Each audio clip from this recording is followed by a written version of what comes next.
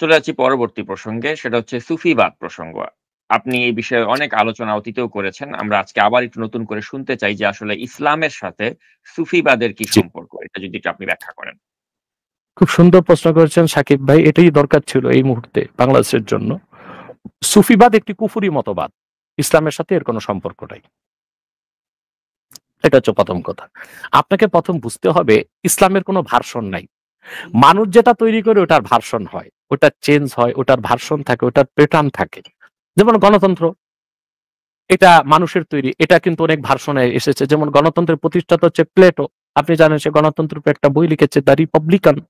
পরবর্তীতে ওইটাকে একটু সংস্করণ করছে অ্যারিস্টটল। আপনি জানেন সে একটা বই লিখছে দ্য পলিটিক্স। পরবর্তীতে আপনি জানেন আব্রাহাম লিঙ্কন এটাকে আধুনিক রূপ দিয়েছে। জর্জ ওয়াশিংটন এটাকে এক্সপান্ড করেছে। আবার এখন কিন্তু জর্জ সরস গণতন্ত্রের একটা প্যাটার্ন বের করেছে। এটা হচ্ছে আপনার লিবারেল ডেমোক্রেসি।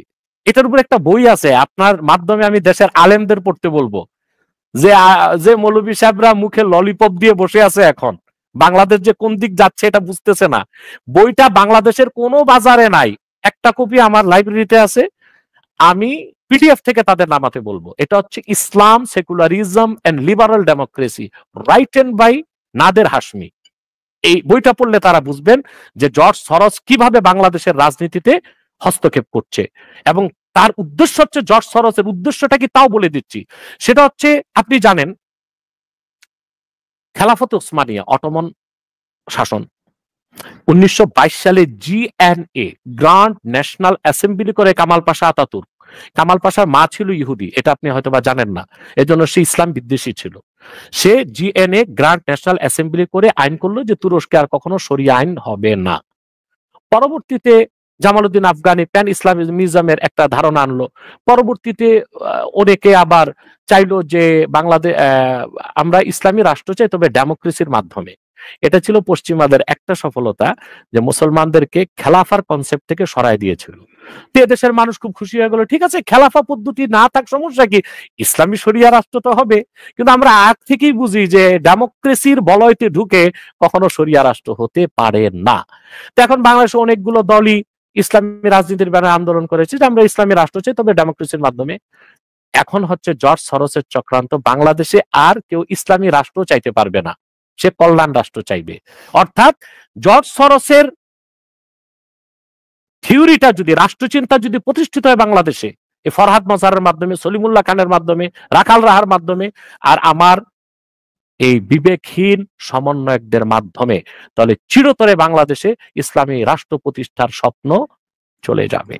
অর্থাৎ আপনাকে কল্যাণ রাষ্ট্রের কনসেপ্টে আসতে হবে, ইসলামী রাষ্ট্র প্রতিষ্ঠার আর কোনো চিন্তাই করা যাবে না। অর্থাৎ ইসলামী রাজনীতি ও ইসলামী রাষ্ট্র প্রতিষ্ঠিত হওয়ার যে কর্মসূচি বাংলাদেশে চলছে, এটা বন্ধ করার জন্যই জর্জ সরোসের এই প্ল্যান বাংলাদেশে।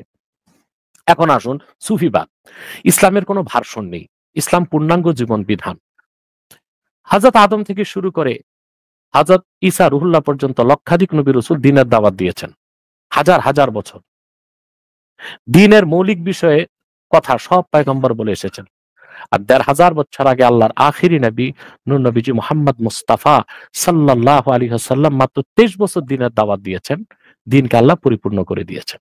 এবং হাদিস মোতাবেক পূর্বের পয়গম্বরদের কাছে সবার কাছে জিবরিল আসে নাই। যেমন হযরত মূসা, হযরত ইব্রাহিমের কাছে ১০ বার জিবরিল এসেছেন। হযরত মূসার কাছে কয়েকশো বার, ঈসার কাছে ৪১৫ বার। কিন্তু ১৫০০ বছর আগে দ্বীন পরিপূর্ণ হলো আল্লাহর হাবিব মুহাম্মদ সাল্লাল্লাহু আলাইহি ওয়াসাল্লামের মাধ্যমে। ওনার কদমে জিবরিল এসেছেন ২৪,০০০ বার। অর্থাৎ আল্লাহ তার হাবিব মুহাম্মদ সাল্লাল্লাহু আলাইহি ওয়াসাল্লামকে প্রেরণ করে ১৫০০ বছর আগে ইসলামকে পরিপূর্ণ করে দিয়েছেন, পরিসমাপ্ত করে দিয়েছেন।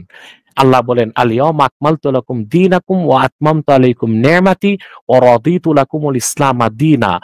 আজকের এই আল্লাহ হাবিব সাল্লাল্লাহু আলাইহি ওয়াসাল্লাম আরাফার ময়দানে উপস্থিত ছিলেন। বিদায় হজ্জের ভাষণের সময় আল্লাহ ঘোষণা করলেন, মানব জাতি, আজকে আমি মুহাম্মদ সাল্লাল্লাহু আলাইহি ওয়াসাল্লামের রক্ত ঝরা দ্বীন ইসলামকে তোমাদের জন্য পরিপূর্ণ করে দিলাম এবং অসমাপ্ত রেখে দিনকে পরিপূর্ণ করে নেই। ওয়া আতমামতু আলাইকুম নি'মাতি, তোমাদের উপর আমার নেয়ামতকে পরিসমাপ্ত করলাম। ওয়া রাদিতু লাকুমুল ইসলামা দীনা, আর একমাত্র আমি ইসলামকে দিন হিসেবে স্বীকৃতি দিলাম। তো সেই ইসলামের তো কোনো ভার্সন হতে পারে না। সেই ইসলামের তো কোনো প্যাটার্ন থাকতে পারে না। এখন সুফিবাদী যারা, তারা বলতে চায় সুফিবাদ ইসলামের একটা ভার্সন। এই কথা যে বলবে শরীয়ত মোতাবেক সে নিঃসন্দেহে কাফের এবং অমুসলিম, কারণ ইসলাম যে পরিপূর্ণ এটা সে বিশ্বাস করলো না। এখন আসেন সুফিবাদের ইতিহাস। মহিউদ্দিন ইবনুল আরাবি একজন মনীষী ছিলেন।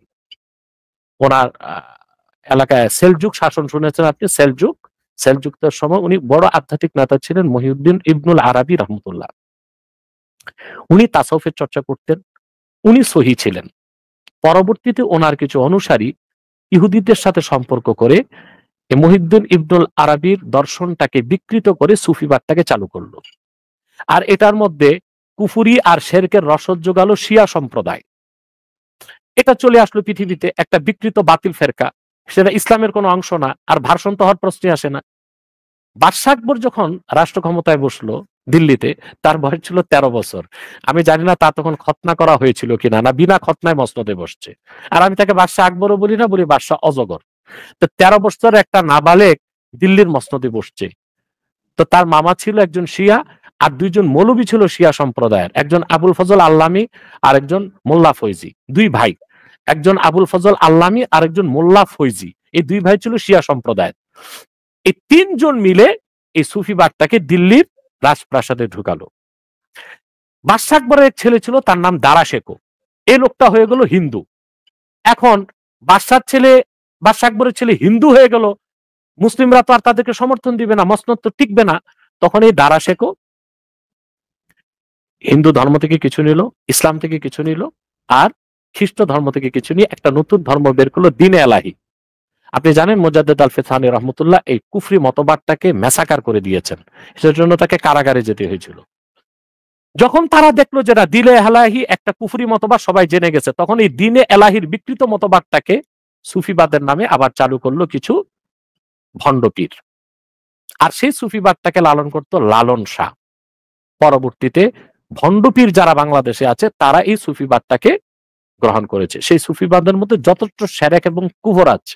কুফরটা কত জঘন্য, ইবনে তাইমিয়ার একটা কথা সুন্দর বলেছে। ইবনে তাইমিয়া বলেছে যে কুফরু সুফিয়া আশাদ্দু ওয়া আকবাহু মিন কুফরিল ইয়াহুদ ওয়ান নাসারা। ইহুদি খ্রিস্টানদের কুফরের চেয়ে জঘন্য হচ্ছে সুফিদের কুফরি। আপনি দেখেন না সুফিবাদী বাংলাদেশে আছে, হিন্দু মহিলা বিয়ে করতেছে। আবার একজন সুফিবাদী আছে, ওনার দাড়িটা নাভি পর্যন্ত, মোষটা 3 ইঞ্চি মোটা, টুপিটা কিম্বুত কেমাকার। ওই সুফিবাদী যে পায়জামাটা পরে ওর ভিতরে তার নাতি ঢুকবে এত মোটা, পিছনে সরস্বতীর মূর্তি, সামনে লালনের বেহালা। একে কি মুসলিম বলার সুযোগ আছে? তার আকীদা বিশ্বাস সম্পূর্ণ কুফরি মতবাদে দূষিত হয়ে গেছে। অতএব সুফিবাদ একটি বিকৃত কুফরি মতবাদ, এটাকে বিশ্বাস করার সুযোগ নাই। আমরা আহলুস সুন্নাহ ওয়াল জামাত তরিকত তাসাউফকে বিশ্বাস করি, এটা ইসলামের অংশ, এটা ভার্সন না, ইসলামের একটা অংশ। এরা আবার ইসলামকে অনেক ভাগে ভাগ করতে চায়, নাস্তিক কাফের গুলো। যেমন বলে পলিটিক্যাল ইসলাম, আবার বলে রেডিক্যাল ইসলাম, আবার বলে সুফিবাদী ইসলাম। আশ্চর্য অবস্থা, ইসলামের তো কোনো ভার্সন নেই। ইসলামী রাজনীতির কথা বললে বলে এটা পলিটিক্যাল ইসলাম। না, ইসলামী রাজনীতি পূর্ণাঙ্গ ইসলাম নয়, পূর্ণাঙ্গ ইসলামের অংশ। জিহাদের কথা বললে বলে এটা রেডিক্যাল ইসলাম। না, জিহাদটা পূর্ণাঙ্গ ইসলাম নয়, পূর্ণাঙ্গ ইসলামের অংশ। তরিকত তাসাউফ পূর্ণাঙ্গ ইসলাম নয়, পূর্ণাঙ্গ ইসলামের অংশ। সেটাকে সুফিবাদ বলার সুযোগ নেই, সেটা তরিকত তাসাউফ। আবার এখন একটা কথা বলা হয় মডারেট মুসলিম। এর মানে হচ্ছে আপনি ইসলামের আদর্শ একদিক আর পশ্চিমাদের আদর্শ একদিক। যদি দেখেন ইসলামী আদর্শের বিপক্ষে যায় না, পশ্চিমা আদর্শ ইসলামের আদর্শ মানে, পশ্চিমা আদর্শ মানে। আর যখন দেখে যে না ইসলামী আদর্শের বিপক্ষে চলে গেছে পশ্চিমা আদর্শ, তখন তারা ইসলামী আদর্শকে বাদ দিয়ে পশ্চিমা আদর্শ গ্রহণ করে। এদের নাম হচ্ছে মডারেট মুসলিম। আর কোরআন সুন্নাহ অনুযায়ী তারা মুসলিমই না। অতএব সুফিবাদ একটি বিকৃত মতবাদ।